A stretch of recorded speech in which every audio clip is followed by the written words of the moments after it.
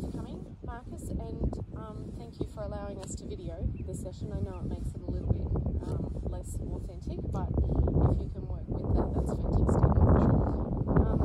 Marcus, before you came, we talked about that you have a role in the public sector as a school principal, and that at times it can suck a lot out of you. And I was just wondering if you could give me an understanding of what that's like for you and what kind of issues that you face in terms of your own lifestyle and work-life balance associated with that. Sure. Look, I could say from the start that it's just the most wonderful job you can have, and I've loved my job for so many years, working with young people and helping them learn and grow and develop is just fantastic. As a classroom teacher, you can generally confine that to the group of students you're working with at any given time, but then as a school principal or school leader, you're working with all of the students in the school, the entire community, and of course your staff as well. And at times, and particularly over the last couple of years with COVID, it's taken its toll. It's taken its toll on students, parents, staff, and it's taken its toll on me. It's been really stressful. People have struggled with their mental health. People are tired and burnt out. The staff are burnt out, and I'm feeling somewhat that way myself. I mean, we're in a caring, nurturing, and quality of life sort of environment, and it's easy to forget to take time out for yourself. So its impact upon me is one of tiredness, probably not knowing when to stop, not knowing when to keep giving, and probably taking time out for myself. And I think a lot of principals in particular, as well as classroom teachers, sort of experience that and feel that way.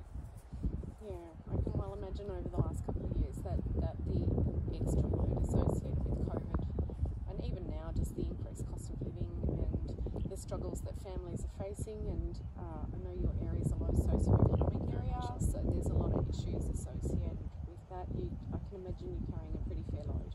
Yeah, I think the nature of education these days, beyond education itself, is one of welfare, well-being, and there's a lot of high needs out in the community at the moment, and I think that's right across the country, not just only in the area that I live in. So I can hear in there that there is a significant need to put the oxygen mask on yourself before you take care of others, because if you don't, you won't be here to take care of others. And I hope that spending some time out here with us and the horses might actually help you to find a little bit of that me time and that space to sort of process what life is now and where it might go to that makes life easier for you to care for others. I'm looking forward to it. Yeah, good. Okay, all right. I'd like to start just with just a bit of an introduction to the horses. I know you've spent a bit of time around the horses, so you will be aware that they are animals that can play at times. They are animals that are herd animals, and they live in a family or a partnership and in relationship, and they're also prey animals. So in their very early form, they're the ones that run from predators. And it's our awareness of the horses and how they engage and interact that keeps us safe. In the same way that it's awareness of ourselves and the way we respond to things and how much we give and how we respond to our circumstances that gives us the opportunity to make choices that keep us safe. Sure. So with the horses being prey animals, they are actually alert to anything that startles them, and they tend to be a flight animal, so they may turn and run, or they'll look up and they'll look wary and they'll look alarmed, and so it's just knowing that their environment can sometimes startle them, and that we can sometimes startle them. Being play animals, they sometimes like to have a muzzle and a nip and both with each other, and sometimes you see we've got foals out here, they'll run around and have a little spring and a kick and a frolic, and being herd animals, you can see over here there's communication between them all the time, and sometimes it's best for us to let them have that communication and sort themselves out. They'll be working out their pecking order and who's who in the zoo and asking for their space or asking for affection. And at other times they'll want to include us in that herd and in that communication and in that conversation. Sure. So just being aware of the body language. If the ears are pinned back, head's low, that usually means they're frustrated with something. Best just let them have their space and get it out of their system. But more likely they will be forward, nuzzling, wanting to engage with you. They may get a bit jealous of each other's company and wanting your attention at once, and one might tell the other to move away because he's mine and my company today. It's just important to be aware of that stuff. Yeah. Yep. Sure. Okay. Thanks. The other thing about awareness, I think, is that when we go in with the horses and we're dealing with some of the stuff that you're dealing with, it's good to be aware of where we're at right here, right now, and be centered. So with your permission, I'd like to start just by getting us very grounded and focused on the right here, right now, and 100% focused on you. Sure. Does that work? Yeah. No Okay. problem. So to do that, if you're comfortable, I'd ask you to close your eyes. If you're not, feel free to leave them open. We're going to start by just focusing on our breathing, and we're going to focus on in-breath and out-breath, but more in particular on that out-breath. Okay. So just take some time to breathe. Allow yourself to take some nice deep breaths if that's comfortable. And as you're breathing out, just feel what that's doing in your body. Maybe that your shoulders drop, your chest collapses. You might feel the air being expelled from your body, your diaphragm.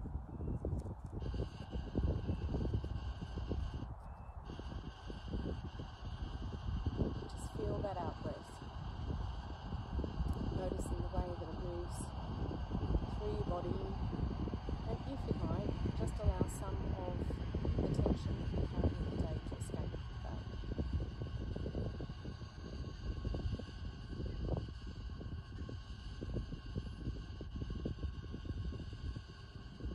Now, with your eyes still closed, draw your attention down to your feet.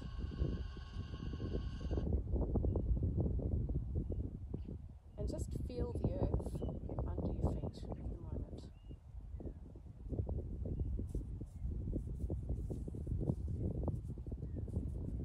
And if you can, allow your body to really relax into the earth through your feet. Feel it firm under your feet and supporting you, gravity pulling you towards it. And know that there is nothing that you have to do to have that stability, to have that grounding, to have that firmness under your feet.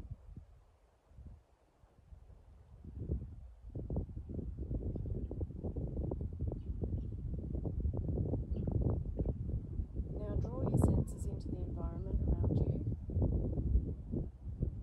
and just expand your mind to be aware of anything that you can feel on your skin. It might be the breeze, it might be your clothes,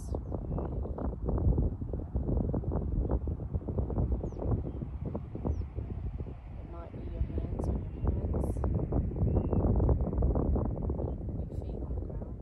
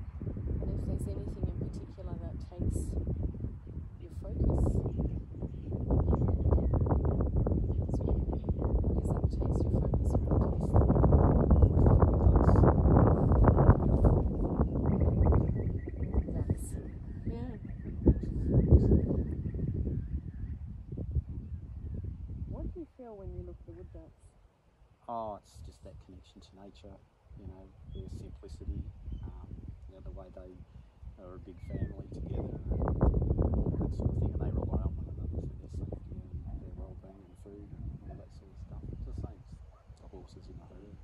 Yeah. It's nice. How does it make you feel when you look at them? Yeah, warm, happy. Warm? Yeah, connected. So, as we work our way through this session today, and even after today, perhaps in your hectic life, I would invite you to use those wood ducks and the image of them as a resource, and just bring yourself back to that warm, happy, connected feeling with nature and the peace that that brings. Yep.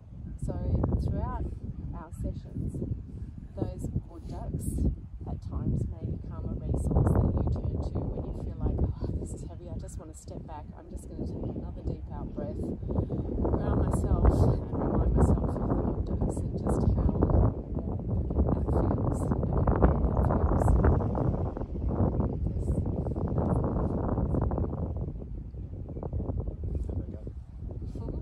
Well, they are free. Very liberated, but they will be back because they always are here, which is a lovely part. So, I'd like to invite you to spend some time with the horses. And if it feels okay for you, you've brought a fair bit to the table in terms of the load that you're carrying at the moment, and the need for some self time, some self-nourishment and nurturing. Horses can be a fabulous space to process in all sorts of different ways. They're very kind, they're very authentic, and they can create a really nice quiet space for us to be able to process our thoughts. Would you be comfortable just choosing maybe a particular horse to spend time with? You can either go into the paddock or you can stay out of the paddock, whatever you like. You can meet this herd and choose who you spend your time with, and just process some of those things that you've been thinking about in terms of self-care. Are you comfortable with that? Yeah, that'd be great. I'm happy to come with you if you like, or if you're comfortable going with your horses, you can go there by yourself and spend some time with them, which is often a very effective way of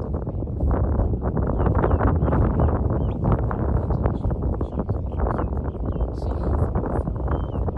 We can open a gate and we can let her in here. We can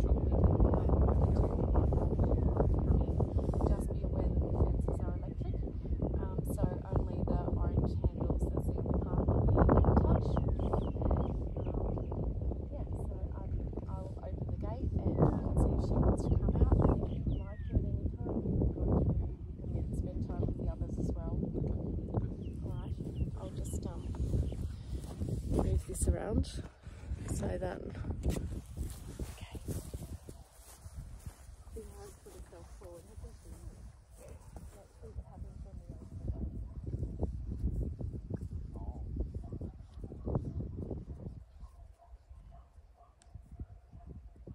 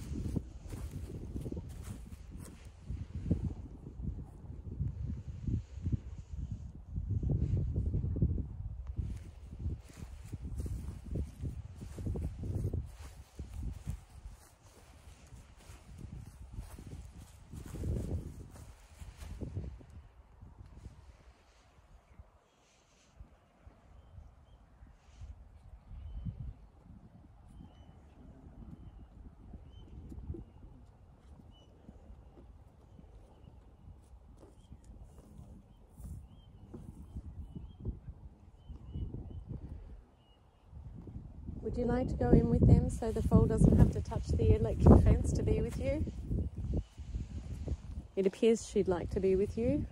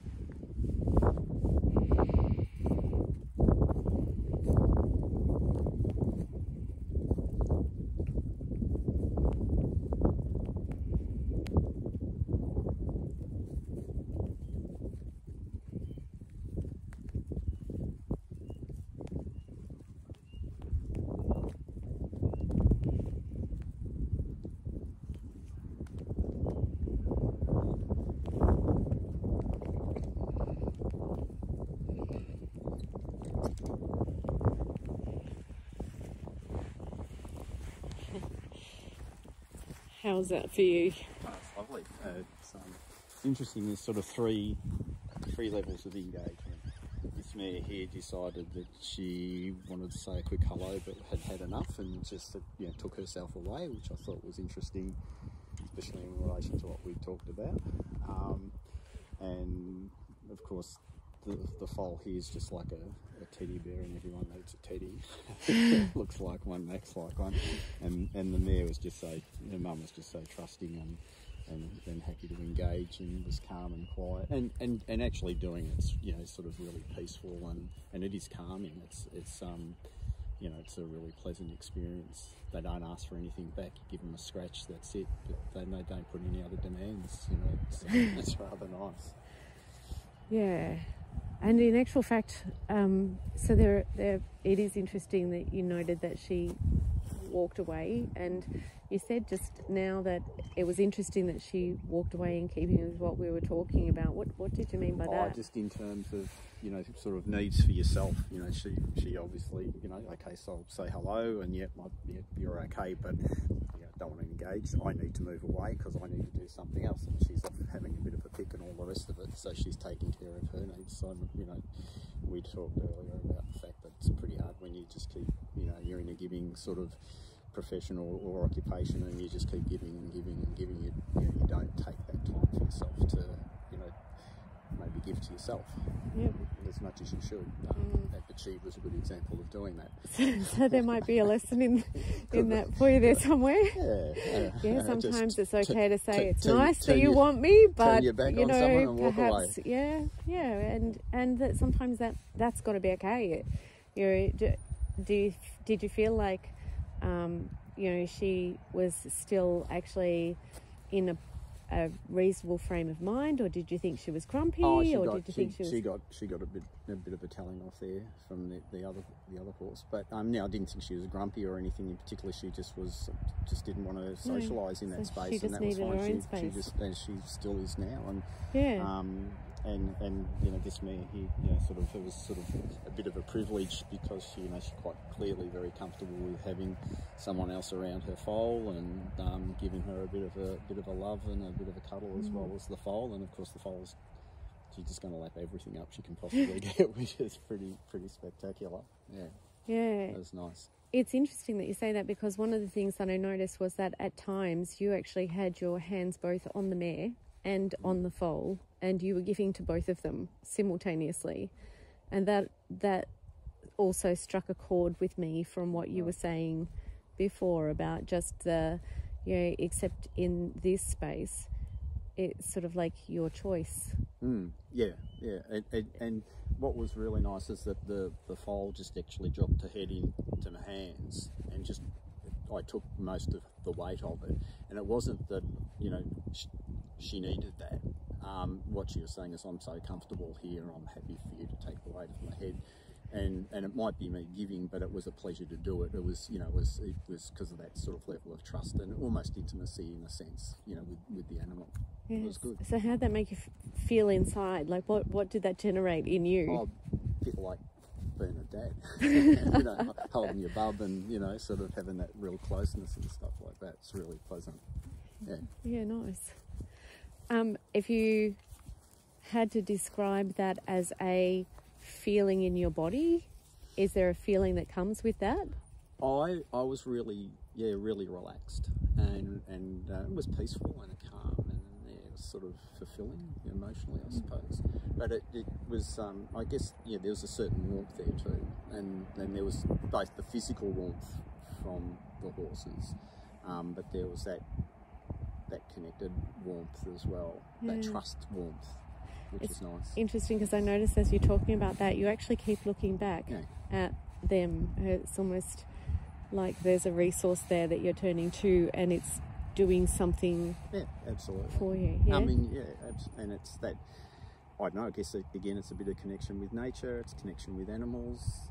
It'd be the same as if you're giving your own dog a big hug and a cuddle and and a pat, and getting that back, with the way that dogs do that as well. And then, certainly that's what I experienced there between the mare and the foal.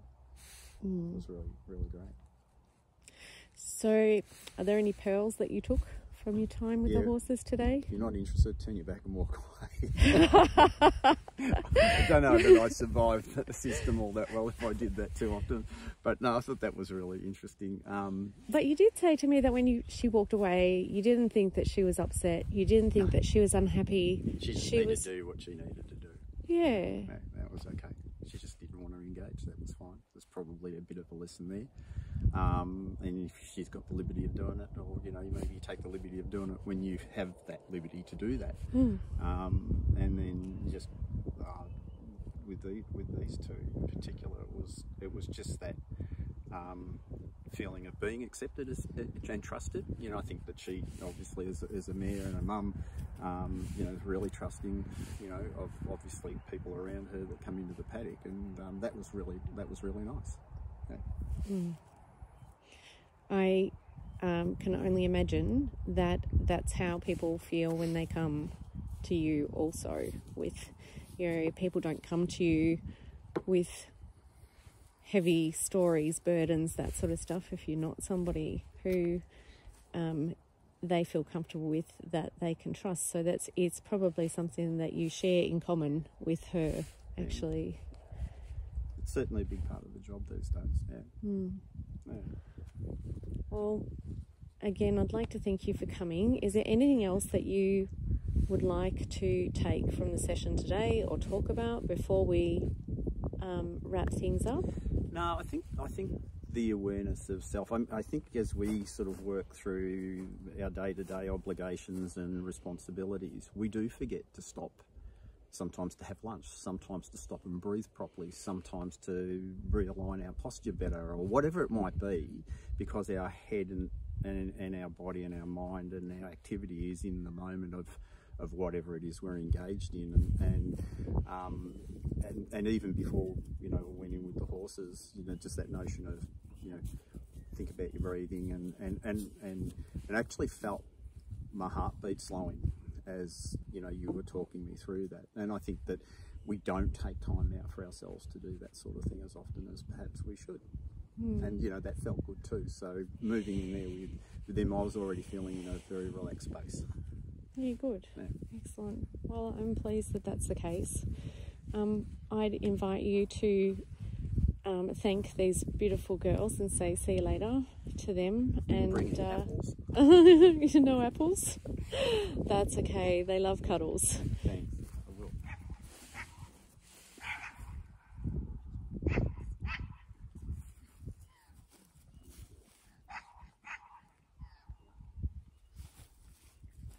Thank you. No, you're welcome. And I hope that you feel comfortable coming back or recommending some time for a breather out here for your staff if they need it. Thanks. Will do. Much appreciated. Thank you. Yeah, thank you.